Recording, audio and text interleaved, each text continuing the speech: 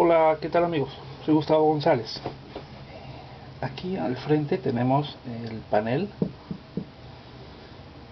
panel de base gruesa que estuvimos preparando para el curso de la Sibila líbica. Es una copia, ¿no?, de este famoso fresco de Miguel Ángel. Ayer estuvimos haciendo entonces la sesión del prepintado, del prepintado, del manchado, y seca rápido, ¿no? La sesión tuvo que ser 3 horas, rápidamente iba secando, tal como ocurre en el fresco, ¿no? El medium que he utilizado es el Gansol. Bien, aún así, sí permitía los trabajos del modelado y de la colocación de manera cómoda, ¿no?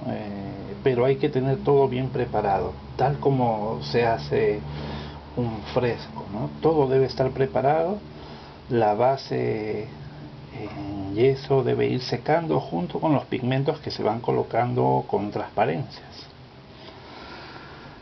Bien, y va quedando este efecto, ¿no?, que habíamos proyectado, una simulación de muro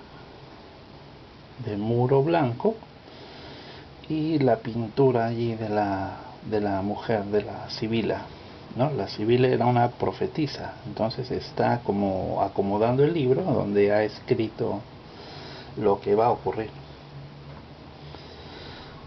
Bien, vamos a seguir nosotros con el retrato.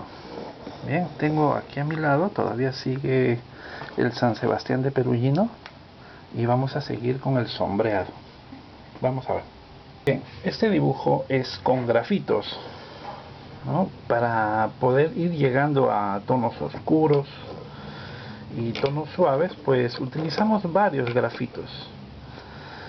La recomendación para hacer uso de esta técnica, que es muy popular, muy hermosa, es que no elevemos el valor tonal profundo y oscuro más allá de un valor 7, porque comienza a brillar.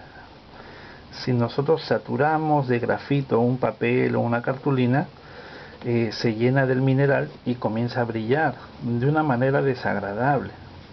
No deja verse el modelado que tú estás haciendo. Entonces estos tonos que tengo aquí son aún suaves, ¿no? Como estamos viendo, es una luz suave, las sombras son suaves. Este es un 4B. Entonces, en cuanto a los oscuros verdaderos de la pintura, no los voy a copiar, solo voy a hacer una interpretación, pero de dibujo. A veces eso no se comprende muy bien, y el alumno, el dibujante, aún inexperto, copia toda la imagen, absolutamente toda, con todos sus valores. Entonces no le queda un buen dibujo, o sea, está sobreestudiado la imagen, o tal vez la fotografía, ¿no? La fotografía es otro lenguaje en donde de repente los contrastes pudieran ser bien aceptados, no hay problema. Pero en un dibujo, y sobre todo un dibujo a grafito, los valores tonales, el volumen, tienen que ser equilibrados con el papel, ¿no? Y los tonos tienen que ser un poco más suavizados. Por ejemplo, esta zona necesita más limpieza y más volumen. Ya he marcado esa línea muy suave, es decir, está colocada como para mí, no para marcarlo y que la vea el profesor. No, porque necesito una línea muy suave que me vaya indicando por dónde ir elevando poco a poco el valor tonal. Acá tenemos el punto de luz y genera un relieve que progresivamente se va oscureciendo hacia el borde de acá, porque la luz viene por la parte desde arriba por la parte izquierda. Entonces la sombra va aumentando del otro lado. Esto del sombreado tiene mucha ciencia. Veamos, entonces llega un punto en que la manera en que usamos el lápiz hacia las sombras es cada vez más delicada, ¿no? De los trazos que habíamos hablado en direcciones diversas, esos trazos son como de llenado primeramente, después vamos modelando y llega un momento en que los trazos son tan pequeñitos que parece que ni siquiera moviéramos la mano, ¿no? Entonces poco a poco llegamos a ese tipo de sombreado que es mucho más delicado. Lo que intenta hacer ese tipo de sombreado final es limpiar los tonos y terminar de hacer el volumen, ¿no? La sombra entonces viene hacia acá, en algún sitio donde haya quedado muy blanco o un punto oscuro, ¿no? Y eso nos puede llevar horas, días, hasta semanas. Por eso es que nuestros amigos que hacen dibujo hiperrealista hacen uso de este tipo de técnicas y demoran muchísimo, ¿no? Cada dibujo para ellos es una cosa valiosísima, porque han invertido muchos días, muchas horas, hombre, ahí.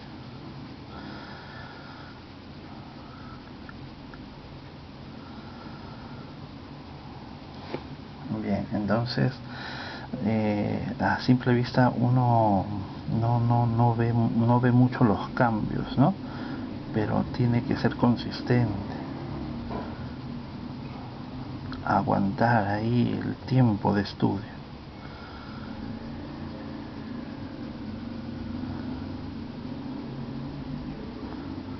Este tipo de sombreado también se le llama escultórico, ¿no? Porque es casi como una topografía que uno va haciendo, ¿no? Con la variación de grises, se va convirtiendo en algo cada vez más tridimensional, escultórico. También acá, por ejemplo, cuando ya estoy llegando a valores un poco más limpios cada vez, el trazo puede volverse redondo, o sea, voy haciendo pequeños círculos, ¿no? Suena un poco loco, pero es así. En vez de rayitas, lo que vamos haciendo son líneas circulares, de manera que ya no queda una huella de rayas en un solo sentido, sino que vamos haciendo una suavidad, pero por líneas circulares. Pero eso es cuando ya llegamos hacia la acción de la limpieza de los tonos, ¿no? Luego sí les mencioné que era necesario hacer estudios de sólidos geométricos, muy necesario, ¿no? No saben cuánto. Por ejemplo, la forma del ojo es una esfera, pero ¿qué pasa si tú nunca has hecho ejercicios de geométricos? Entonces no observas bien la forma en relieve, no sabes dónde colocar exactamente las luces y, por ejemplo, el brillo, ¿no? Hay más dificultad porque cambia el tipo de superficie, ¿no? A vidriada, con reflejos y brillos. Bien, y sigo limpiando, quedan como unos puntitos negros. Ahí en esos casos también tomamos un trozo de borrador blando, por ejemplo, le hacemos una punta y retiramos ese lunar, ¿no? Si es que está molestando mucho. Y bien, entonces el estudio de las diferentes superficies, ya sea planas, rectas, curvas, ¿no? Eso nos va a acostumbrar a la afectación que tiene la luz y por consiguiente las sombras.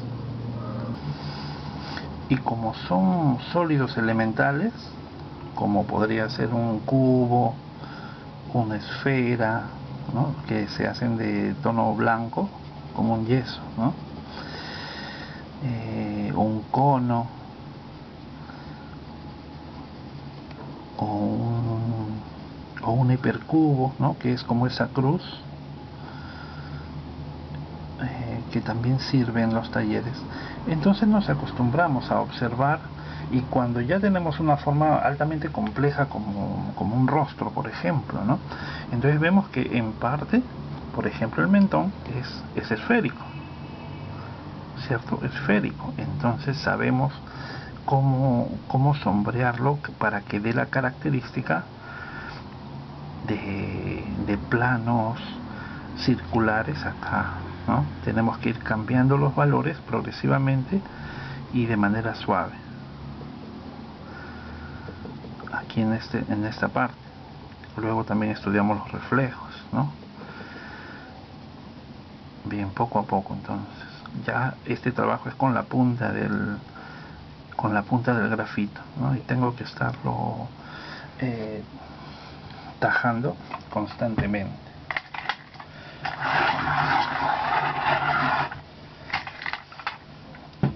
Bueno, sombrear es como meditar, ¿no? Vas meditando mientras vas trabajando, vas interiorizando ideas, sobre todo si estás en silencio, ¿no? Porque es algo que va a demorar, cuando se trata de un estudio. En este caso es como un estudio, una copia, ¿no? Podrían haber dibujos que son como apuntes, en donde buscas la soltura. En esos casos ya no deberías hacer encajados ni demorar mucho el sombreado, ¿no? Tiene que ser algo de captación pero muy ligera, muy rápida, ¿no? Entonces ahí sí estarías practicando qué tan rápido puedes captar gráficamente una forma, ¿no? Una imagen. Pero ya tu técnica tendría que ser de óvalos tal vez, ¿no? Sombras indicadas, algo diferente a cuando haces estudios ya más largos. Entonces, si es un estudio más largo, sí puedes darte el tiempo de hacer encajes, ¿no?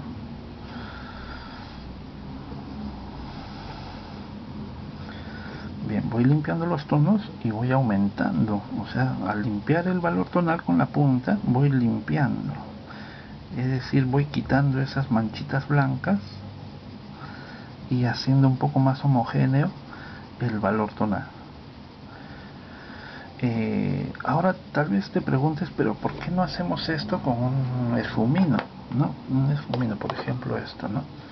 Con un esfumino que pudiéramos llegar más rápidamente a hacer el aplastamiento del lápiz y darnos un tono homogéneo. A ver, probemos, ¿no? No es un ejercicio como para utilizar el esfumino, pero veamos. Lo que puedo considerar es que la textura va a cambiar, ¿no? La textura va a cambiar, se va a volver mucho más aplastada, más plana, más suave. ¿Ya? Eso en primer lugar. Yo lo utilizaría solamente en los lugares en donde la suavidad es extrema, ¿no? En donde el trazo más bien ya tiende a ensuciar el acabado. Muchos profesores, el mismo Harold Speed, a los dibujantes nuevos les indica que el esfumino no debe utilizarse, ¿no? Sin embargo, cuando nosotros observamos trabajos, dibujos de grandes maestros, vemos que sí lo usan. Entonces, bueno, yo he llegado a la conclusión de que lo importante es saber qué hacer con el esfumino. No es que sea malo, debemos utilizarlo hasta un punto en que no se llegue a perder el carácter del dibujo, no se llegue a perder el carácter. Es decir, esa afirmación del trazo o la correcta división de valores y expresión de la forma, eso puede verse en riesgo cuando hacemos sobados, ¿no? Sobados, ¿no? Eso para el que comprende de dibujo es feo, es un pecado, es malo. ¿Ya? Porque en la naturaleza las superficies presentan sombras variadas, no sobadas. ¿Ya? No sobadas. Imagínate que tú estás haciendo una descripción de una parte dura, como una roca, pero lo haces por medio del esfumino, sobando, frotando de manera exagerada en el transcurso de los valores. Entonces queda como una nube, ya no se ven los trazos. Entonces ahí, en ese caso, estaría muy mal aplicado el esfumino. Ahora, no solo se usa el esfumino, también el pincel, ¿no? El pincel. O sea, puedes tomar un pincel y buscar en qué parte verdaderamente hay una suavidad extrema. Por ejemplo, acá.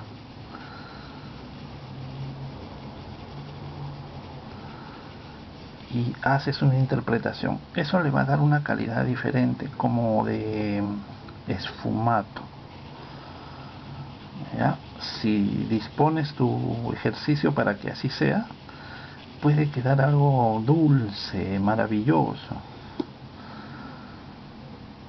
Bien, pero lo que se te pide como estudiante, ¿no?, de dibujo básico, es que tú puedas lograr algo similar a pulso, es decir, a mano, sin otros recursos, sin ninguna ayuda mecánica de otros aparatos.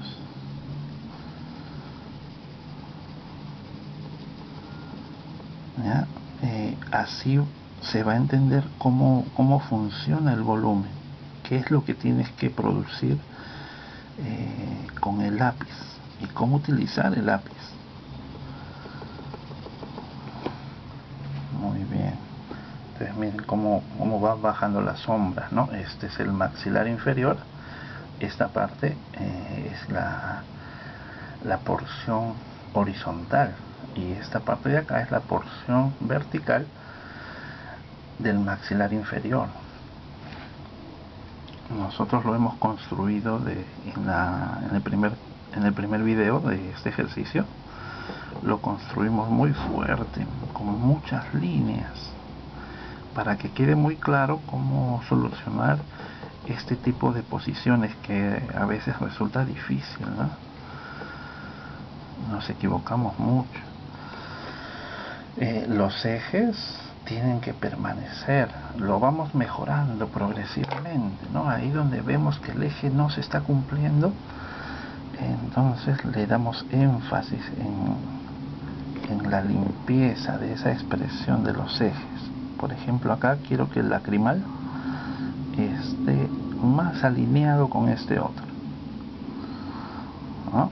Hace como una bolita y a veces un brillo ahí, y este también, que esté alineado. Muchas veces cuando el rostro está inclinado perdemos la noción del eje. Acá lo que hay que marcar como estructura es el borde en donde termina la base del maxilar y donde inicia la tráquea, el cuello. Es bastante oscuro acá en estos triángulos que quedan a los bordes. Luego hay una pequeña sombra así lineal que va subiendo por acá, ¿no? Tengo que ir llegando a ese valor.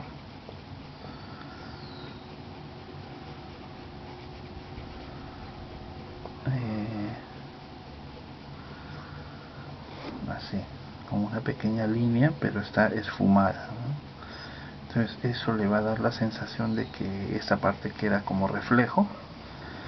Esto es lo que llamamos joroba.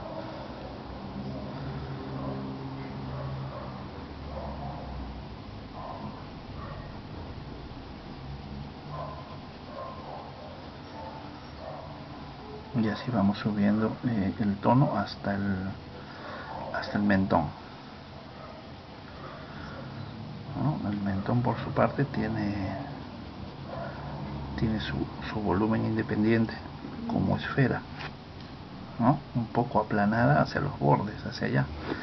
Y luego está este plano del orbicular de los labios que sube.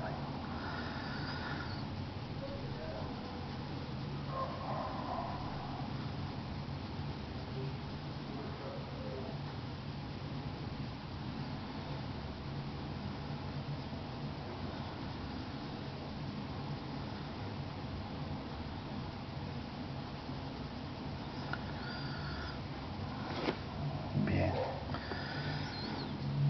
Hay un videocurso en arte figura en donde solamente se explica el asunto de las sombras, del sombreado. O sea, he separado ese tema de todos los demás. El sombreado, con ejercicios y cómo nos explicamos tanto la parte mecánica, cómo lograr el sombreado, como la parte de ciencia, ¿no? ¿Por qué es que se ve así una sombra? Tiene que ver también la percepción, ¿no? Al colocar los oscuros acá, esto se ilumina, pero eso es algo que ocurre por nuestra percepción, el contraste. A ese respecto, recuerdo que quería ahorcar a mis alumnos, ¿no? de donde yo enseño, pues ellos veían que el fondo se oscurecía y la figura tenía volumen. Entonces ellos inicialmente hacían el retrato y ponían el oscuro más fuerte que pudieran al costado y lo dejaban como un manchón así de carbón muy fuerte, ¿no? Entonces ese es un error de proceso. Les preguntaba, ¿y por qué pones ese oscuro tan fuerte? Me decían, es para ver el contraste y después ya lo voy expandiendo, suavizando. Pero yo les decía que no deben hacer eso. Se coloca un tono promedio que sea más oscuro que la luz, pero no se pone el tono intenso final. Eso viene poco a poco, es decir, conforme tú vayas avanzando el contraste y las sombras de la figura, también vas avanzando el contraste mayor en el fondo.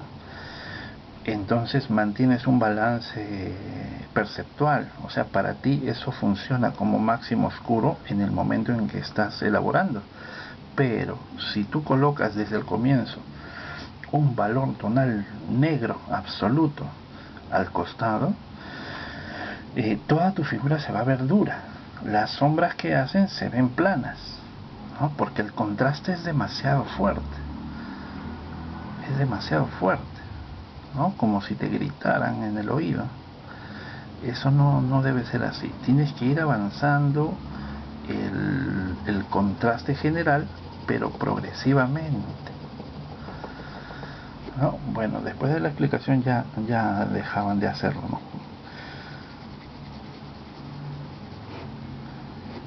Chicos muy inteligentes siempre. Usualmente los que se acercan a este tipo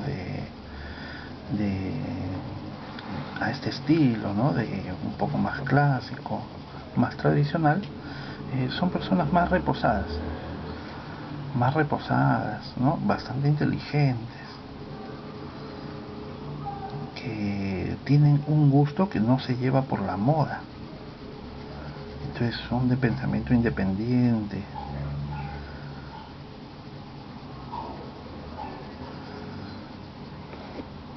¿no? Que siguen un gusto personal, por más que todo lo demás les indique que deberían hacer otra cosa, ¿no? Ocurre así. Bien, entonces esta sombra suave tiene que ir fluyendo, digamos, en valores hacia los bordes. Hacia los bordes se oscurece un poco más. ¿no? En estos bordes se oscurece un poco más, pero creo que casi con eso basta, ¿no? Porque lo que estamos haciendo solo es una simulación de la cabeza por partes, ¿no? Entonces tiene que haber una diferenciación de valores hacia la parte en sombra, que ya la tengo, y luego tratar de estudiar delicadamente cómo es que estos tonos se consiguen mecánicamente, con qué tipo de movimientos en el lápiz, ¿no? La suavidad. Perugino era maestro de Rafael, su primer maestro.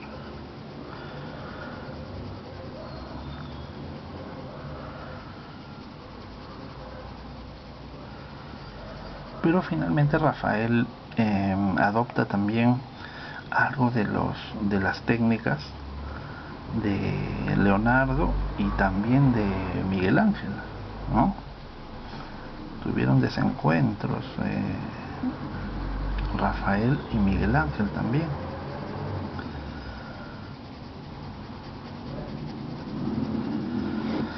Porque Miguel Ángel sentía que el muchachito había copiado su estilo e iba a presentar su trabajo antes que él.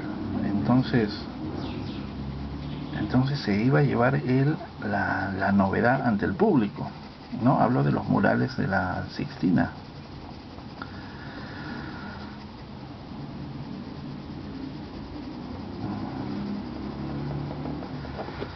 Muy bien. Hay que seguir haciendo las lecturas, ¿no? Cuando nosotros estudiamos la vida de los artistas nos damos cuenta que han pasado momentos críticos, ¿no? Con muchos problemas. Entonces el éxito no ha sido algo gratuito, y eso es una gran enseñanza a nosotros, ¿no? Que a veces están los jóvenes apurados por el éxito inmediato, sin esfuerzo, imagínense qué error, ¿no?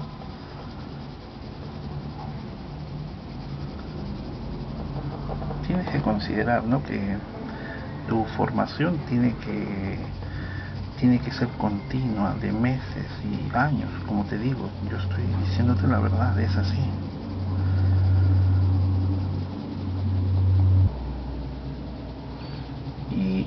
Y tratar de acostumbrarnos a reflexionar después de cada trabajo, ¿no? Yo me encuentro en ocasiones en la madrugada, incluso con la luz apagada, viendo los trabajos que hice durante el día.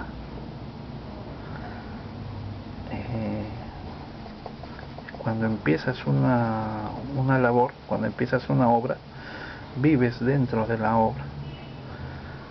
Tu mente no se escapa.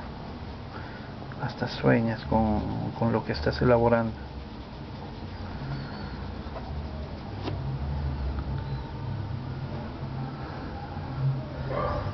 Bien, ya casi lo dejo ahí entonces. Un poco más de limpieza en los tonos que van degradando. Se van degradando. Pero sin aplastar el grafito. Aunque esta mezcla que tienen los Lumograph de Staedtler no brilla tanto, ¿no? Cuando yo lo pongo así, tiene un brillo pero mate, ¿no? Tiene como un brillo mate, pero no quiero elevar más el oscuro, ¿no? Me gustaría oscurecer muchísimo aquí para seguir elaborando medios tonos, pero eso ya es trabajo para otra técnica, ¿no? La belleza del grafito está en esta especie de tono plateado, plomizo, suave, y así. Bien, entonces finalmente para comentarles que en Artefigura tienes videocursos de retrato, ¿no? Hay por lo menos 3 libros importantes. El más básico sería de estructura, que se llama Bocetear la cabeza, en donde lo que hacemos son consignas a cada sesión en donde tienes que hacer, digamos, un ejercicio rápido de construcción lineal de una cabeza con la cara, con el rostro, pero en 5 minutos, máximo en 10 minutos, y no puedes estarlo toqueteando ni adornando, tienes que ir directamente a la comprensión rápida. Entonces eso es lo que ejercita tu mente para comprender las posiciones, los ejes, ¿no? Y bueno, todo el libro es así, de ese modo. Es bien interesante, es una didáctica que propuse. Luego tienes libros en donde ya se abordan los temas principales, ¿no? Que son la anatomía, el encajado, el parecido, el sombreado, ¿no? Y vas cumpliendo entonces esos ejercicios con esos temas, observando las demostraciones en donde se aplican justamente. Hay otros libros más, que es el de Retratando el Parecido, en donde ya solamente comentamos las técnicas para conseguir el parecido. Son más delicadas, ¿no? Debes tener ya un cierto avance para ya poner en práctica esas técnicas, ¿no? Son mucho más delicadas, más sofisticadas, digamos, para el dibujante que hace exclusivamente retratos. Muy bien, muy bien, amigos. Lo dejo aquí el video entonces. Los enlaces están ahí abajo en la descripción si te interesa llevar uno de los cursos del taller sobre retrato. Ya vamos a seguir, no lo dejo allí el tema. Vamos a seguir este ejercicio del Adán. Bien, el Adán también vamos a sombrearlo, y explicar otras cosas más. Muy bien, un abrazo para todos, muchas gracias, hasta luego.